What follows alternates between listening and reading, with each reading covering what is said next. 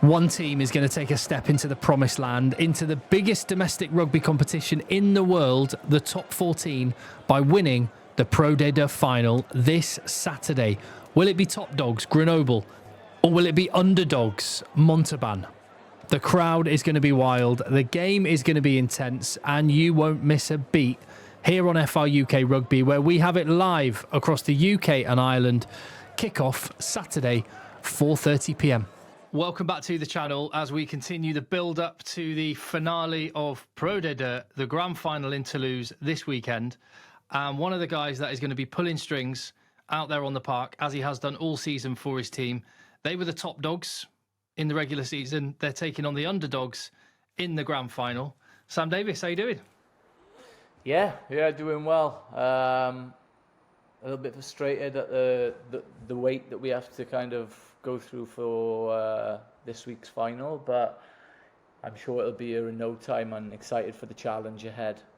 Well, in terms of that, you've obviously got the experience of your first season at the club, and you know the drama and the heartbreak you had in the final last year against Van, and the access game as well.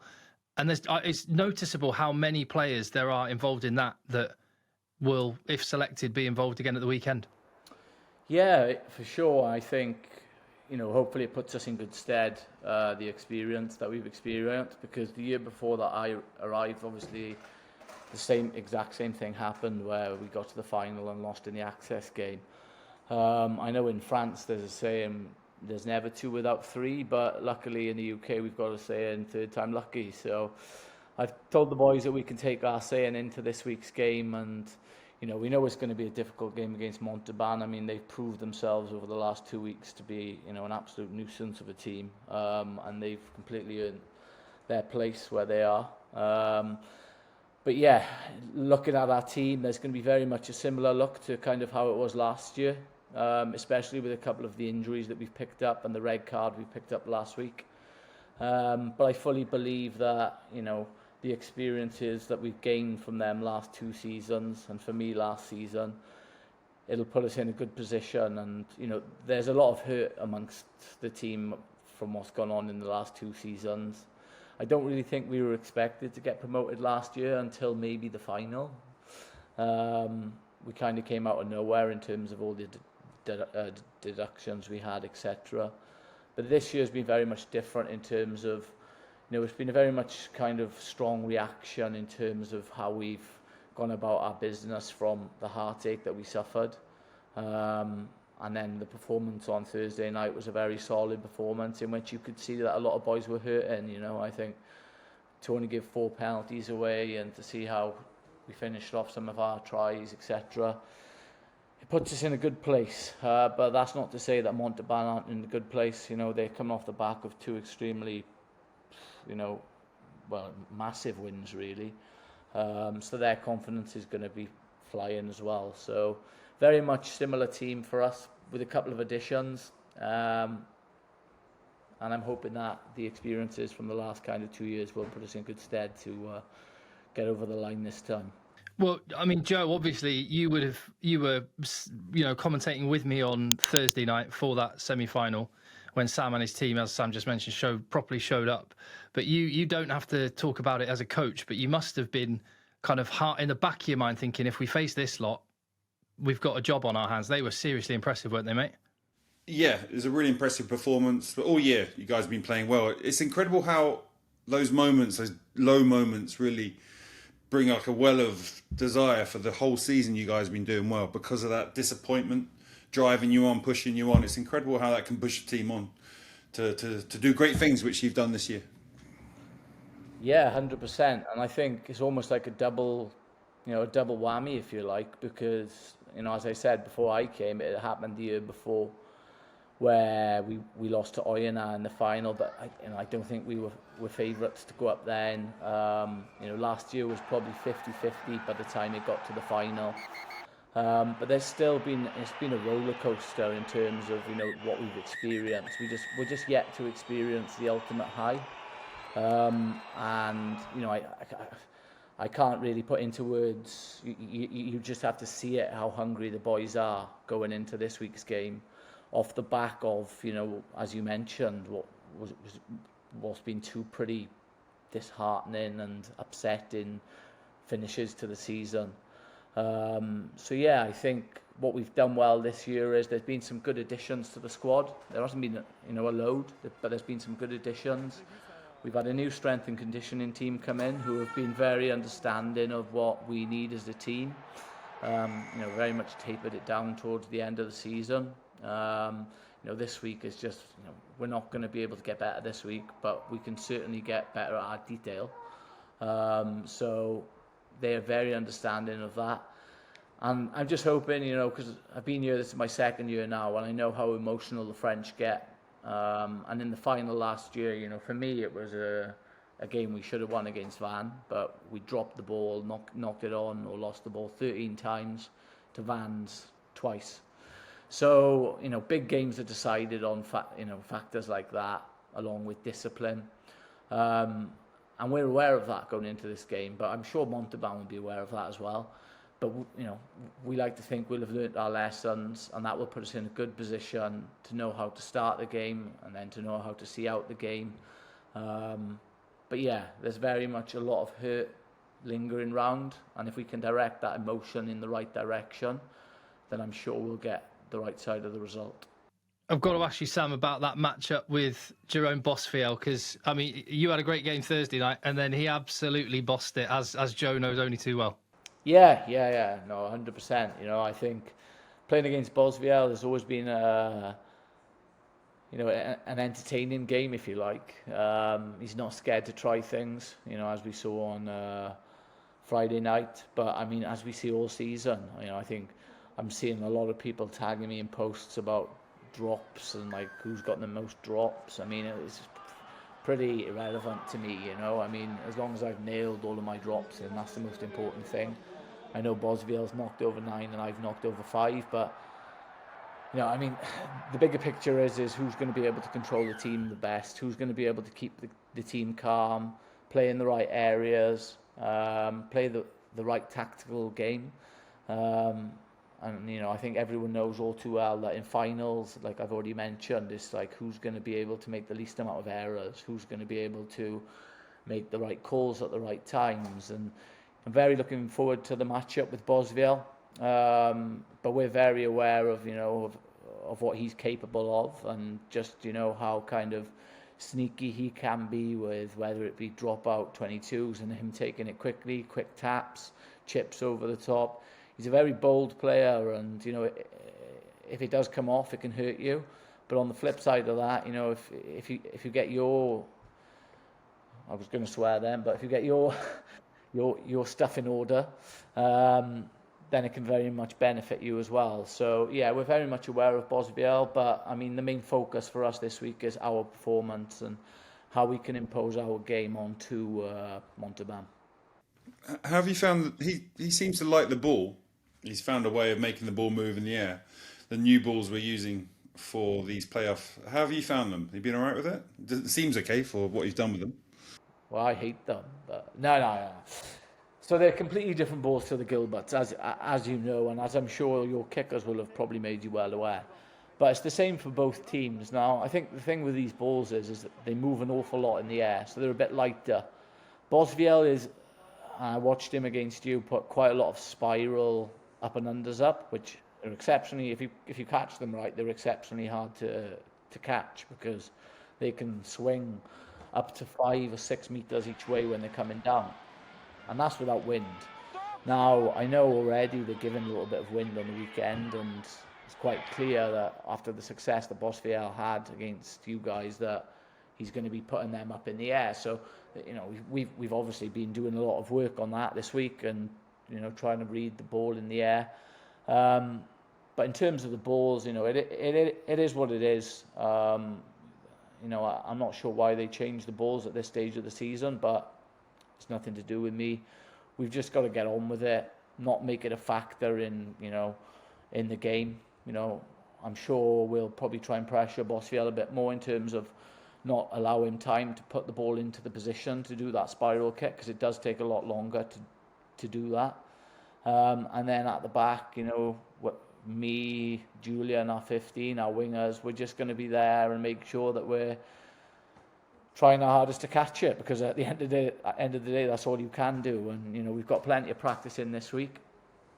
And that's all we can do. And, you know, why not try and send a couple more back at them and see how they deal with them as well, because, you know, I'm capable of doing it as well, and I know how hard it is to do it. So, yeah, we'll see. We'll see how that goes. Sam, just talk me through that. I mean, as you said, it was your 5th of the season, but just talk me through that drop goal on Thursday night. It was an absolute peach. Yeah, I wasn't quite sure if it was going over, because as I mentioned, the balls are quite light and there was a slight wind from right to left, and it did actually clip the left-hand post as it went over. But, you know, I struck it sweetly, and I mean, from a dropout, a goal line dropout, it's almost a free shot kind of thing, really. You know, I mean, if you miss, they're gonna have to take a dropout 22 anyway. And at that stage of the game, I think we were 13 points up, and to go maybe over 2 scores ahead, I was just thinking, if they kick me the ball here, and I said to our number 8 next to me, I said, oh look, I said, if they kick the ball to me here, I'm just gonna, well, my words, try and be confident. I said, I'm just gonna stick it over a drop goal. And he was like, oh, okay, so do you want me to pass you the ball? I was like, no. I said, I'll put myself in a position to get the ball. And I think it was the only time in the game where Colville wasn't actually in my face, because they'd obviously targeted me, and I knew that was coming. He actually sprinted onto our number 8. So I had a little bit more time than I thought I was going to have. But yeah, I mean, you know, sometimes you catch them sweet, sometimes you shank them, but the amount that I've practiced them in my career, you know, I like to think that, you know, I'm above kind of 50-60% at nailing them. You know, I kind of like to take that skill on. It's not an easy one.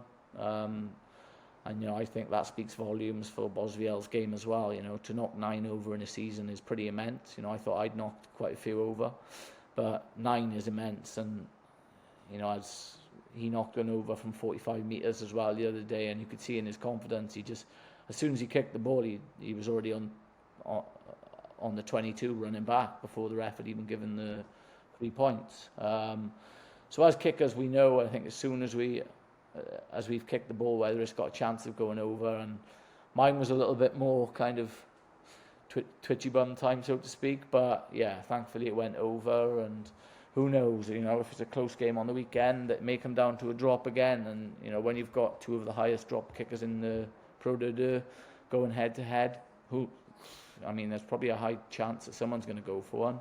But whether the game needs that or not, we'll wait to see how it plays out. We've got to stay very much focused on enforcing our game plan onto Montauban, which I think, you know, Montauban have done well the last 2 games of kind of stopping the opposition. And I'm sure you'll agree, Joe, just being, you know, obviously there was a couple of lucky breaks in the game against you, but they very much sort of stopped kind of the opposition from playing their game, and that can become a very big problem for a team, as we've seen. I've got to ask as well, because it was 20,000 sellout. The atmosphere looked wild. I know you're completely focused on preparing for the game in the 80 minutes, but knowing the disappointment of last year and the year before, have you, even in your mind, have you just imagined what it might be like coming home to Grenoble? Yeah, well, I think it's hard promotion. It's really hard not to imagine it, but then you do also imagine the other side of the coin as well. So, I mean, yeah, I've thought about that, but I've also thought about if we do lose. So, I mean, that's a driving factor for us all. I mean, it would be great, and I think we owe our fans, you know, the world, in the support that they've shown us over the last 2 or 3 seasons, where we faced the ultimate disappointment on 2 occasions. And hopefully this is our last game of the season. We don't want to go into the access match, but again, as I've mentioned, we fully respect Montauban and what they've done. You know, whether it's a good thing or bad thing that they've had to play an extra game, you know, we'll see on Saturday.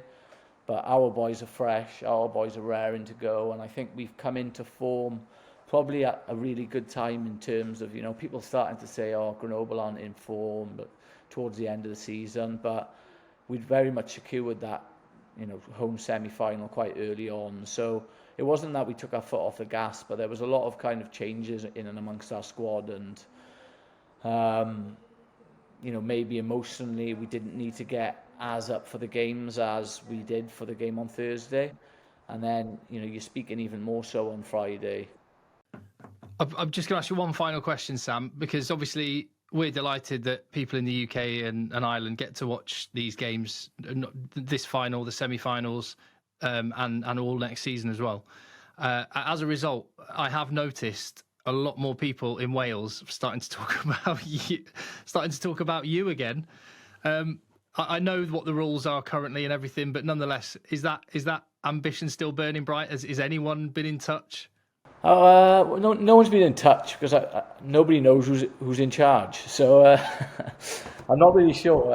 No one's been in touch. My focus solely remains on Grenoble and getting them into the top 14, as you can imagine. It's obviously nice to see that kind of stuff coming back around, and I think this coverage is going to do wonders for that. I think Scotland have obviously used the Pro de Deux in a way in which they've taken 4 or 5 players sometimes.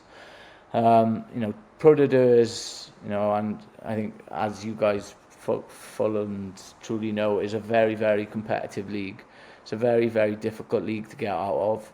And the budgets in the league are probably higher than most of the budgets in the UK, which should speak volumes for, the standards anyway. We'll see what happens next year with whoever comes into coach Wales.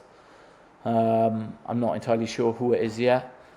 I assume I'm still eligible, because I never got an offer from a Welsh region.